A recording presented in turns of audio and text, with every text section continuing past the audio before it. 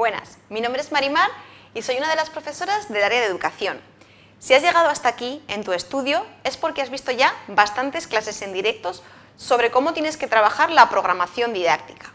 Hemos ido realizando sesiones en las que vimos detenidamente en cada uno de los apartados qué información tienes que incluir en el documento oficial que entregarás con la programación. Bueno, se supone que a estas alturas ya tienes, por lo tanto, el documento escrito, terminado y finalizado. Pero te falta por hacer algo muy importante, que es practicar la defensa oral de la programación. Muchos de vosotros nos preguntáis que en esa defensa oral qué puntos hay que destacar de cada uno de los apartados que tiene una programación y cuánto tiempo aproximado hay que dedicarle a cada uno de esos apartados. Bueno, hoy te voy a explicar todo esto de forma detenida. Lo primero de todo, tener clara la diferencia que hay entre exponer y defender. Muchas veces, a nivel coloquial o hablando de una forma informal, utilizamos las dos palabras como sinónimo, pero no lo son realmente. La programación lo que se hace es exponerla, es decir, lo que le decimos al tribunal es prácticamente lo mismo que lo que recoge el documento. Exponemos, explicamos lo que hemos dejado por escrito dentro del documento entregado. Sin embargo, la parte de la unidad didáctica es más bien una defensa. La unidad está hecha de forma muy resumida y muy comprimida en la parte escrita y por lo tanto lo que hacemos con la defensa oral es ampliar esa información. Por lo tanto, exponemos la programación, defendemos la unidad, aunque habitualmente lo utilicemos un poco de manera sinónima los dos conceptos. Una cosa muy importante, recuerda que de cara a preparar la exposición oral tienes que seguir aproximadamente el mismo orden que tiene el documento que vas a entregar. La exposición que yo voy a utilizar como ejemplo es de unos 30 minutos, pero recuerda que tienes que comprobar en tu convocatoria el tiempo que se ha marcado.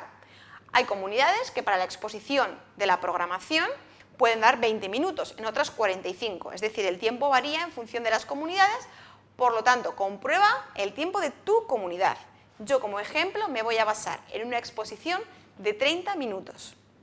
Recuerda que a lo largo de la exposición puedes pararte a beber un poquito de agua, a tragar, en fin, que no hace falta que vayas deprisa y corriendo. Y que todo esto, nosotros lo que te recomendamos es que lo entrenes. Además de la clase que estás viendo, dentro de tu itinerario didáctico tienes un bloque de oratoria en el que puedes ver otras clases en las que trabajamos aspectos muy importantes. Echa un vistazo al itinerario y visiona también esas clases para trabajar la oratoria. Recuerda que además tienes que comprobar en la convocatoria si se te permite el uso de algún material para la defensa oral de la programación. Habitualmente no dejan utilizar nada, es decir, es una defensa de viva voz, con tu voz y con tu cuerpo. Puede que en algunas convocatorias el tribunal tenga varias copias, porque así lo indique en la convocatoria, y que te dejen hacer uso de una de esas copias. Pero como te digo, esto es algo totalmente excepcional y tienes que comprobarlo en la convocatoria. Importante, por lo tanto, cuando comiences a trabajar la defensa oral de la programación, el control del tiempo. Y para ello, si te parece, vamos a ver qué tienes que decir en cada apartado y el tiempo aproximado que le vas a dedicar. Como sabes, tiempos y apartados totalmente orientativos. Luego tienes que ajustarte a tu documento y a tu programación. Lo primero de todo, cuando comenzamos la exposición oral de la programación, debemos de hacer una bienvenida, una presentación. En esa presentación, lo primero, decimos quiénes somos, ¿no? En realidad el tribunal te habrá llamado, ¿vale? Pero por si acaso, pueden pasar unos minutos, pues puedes volverte a presentar. Después, sería importante o muy interesante destacar el curso y la asignatura a la que va dirigida tu programación. En el caso de los PTs y de los AL, podemos hacer una breve introducción al alumno o alumnos protagonistas del plan de apoyo, indicando sus características más importantes, así como el nivel de competencia curricular que tienen y el curso en el que están escolarizados. Después de esta breve introducción o presentación de la programación, deberíamos hacer una especie de índice comentado, es decir, poner en situación al tribunal, decirle o contarle aquello que más adelante vamos a defender. Y por supuesto, es un buen momento para decirles que si quieren pueden hacernos preguntas. Toda esta presentación aproximadamente no debería llevarte más de 2 minutos. A continuación, iríamos ya a la exposición rigurosa y puramente dicha del documento. Comenzaríamos siempre con la parte de introducción, justificación teórica y legal. Para ello, no debemos olvidarnos nunca de dar una definición de por qué programar. Y si habéis utilizado un autor, este puede ser un buen momento para mencionarlo. También creo que puede serviros el que reforcéis la idea de que se trata de un documento flexible y abierto a las necesidades que puedan surgir a lo largo del curso escolar. Dependiendo de vuestra especialidad, resaltar la importancia de vuestro trabajo dentro del conjunto del proceso de enseñanza-aprendizaje de vuestra materia también puede ser interesante. Y por supuesto, no olvidéis hacer un guiño a la justificación nacional y a la justificación autonómica. Ojo, con el tema de la justificación, no hay tiempo para enumerarla, ni queda bien que la contéis a modo de guión. Real Decreto no sé qué, orden no sé qué, resolución no sé qué. Eso sería un aburrimiento, ¿verdad? Se trata de que seleccionéis 2 o 3 normativas de la parte de nacional y 2 o 3 de la parte autonómica y se la comentéis al tribunal. El resto de normativa la podéis ir comentando en los apartados que correspondan. Para todo ello, además, tenéis aproximadamente un par de minutos. Después iría el ponte en situación, el contexto. Tenemos que explicar muy rápidamente el entorno que hay alrededor del centro en el que estoy programando, sobre todo destacando lo que vayamos a utilizar, por ejemplo, algún tipo de recursos como puede ser una biblioteca. Después, cómo es el centro, el colegio, físicamente, sobre todo el volumen del centro. Y ya específicamente podemos hablar de nuestro aula, de los alumnos que acuden a ese aula, ¿vale? Es decir, ya centrarnos en lo que va a ser el trabajo específico de la programación, los destinatarios de este documento.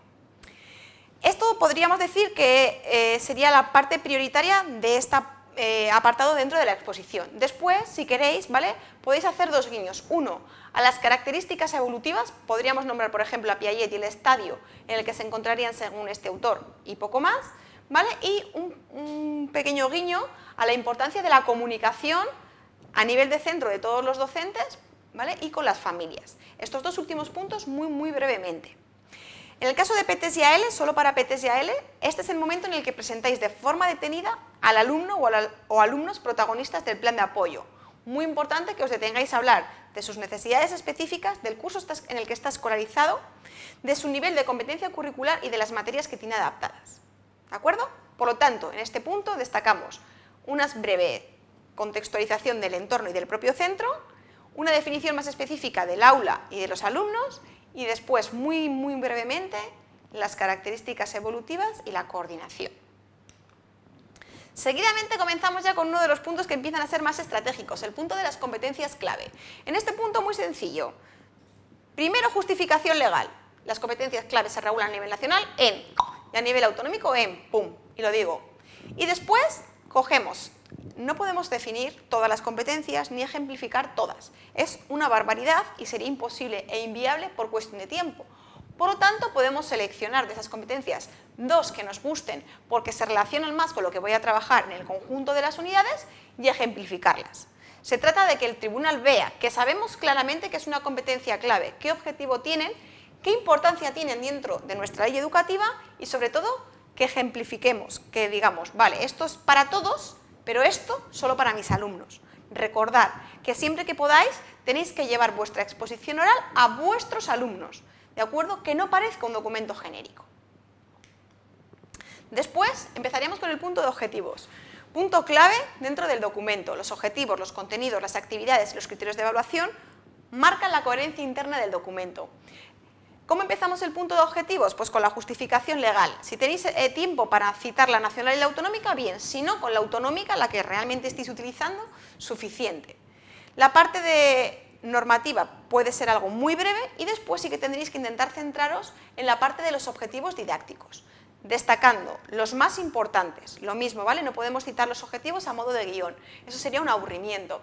Hay que explicarlos con nuestras palabras y, evidentemente, agrupándolos mucho porque no podemos decirlos todos.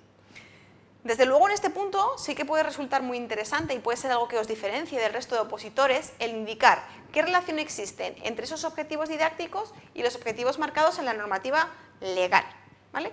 Y, por supuesto, tenéis que remarcar lo que yo os acabo de decir, y es que es un punto clave porque marca la coherencia interna del documento con respecto a otros apartados, como el de contenidos, actividades y la evaluación. Todo esto en 3 minutos. Siguiente apartado después de los objetivos, el punto de contenidos. Este punto, desde luego, siempre tenéis que comenzar diciendo que viene o que deriva de lo que hemos visto en el apartado de objetivos y en consonancia con las competencias clave. Podríamos decir o verbalizar la justificación legal de dónde se recogen o simplemente decir que están recogidos en el mismo punto que los objetivos. Después, ¿vale? Es muy importante que destaquemos los contenidos didácticos que vamos a trabajar, lo mismo, ¿vale? No a forma de guión, sino destacando aquellos que nos parecen más importantes y sobre todo aquellos que están relacionados con los objetivos que ya hemos comentado. Para terminar el apartado, lo mismo, ¿vale? Pequeño guiño a la coherencia interna del documento. Realmente, ¿vale? El punto de objetivos y de contenidos yo lo he puesto de forma diferenciada y 3 minutos para cada uno, pero son 2 puntos que están bastante conexionados y a veces prácticamente podríamos defenderlos de una forma similar. Llegado a este punto, yo te voy a dar un consejo. Detente y comienza a preparar el entrenamiento. Yo te he contado lo que tienes que decir, lo que es más importante y el tiempo aproximado que le tienes que dedicar. Pero con esta teoría no es suficiente, tienes que entrenar, entrenar y entrenar. Por lo tanto, si te parece, coge tu documento de programación y comienza a defender de forma oral el documento, para que de esta forma realmente sea útil todo lo que estás viendo en la clase.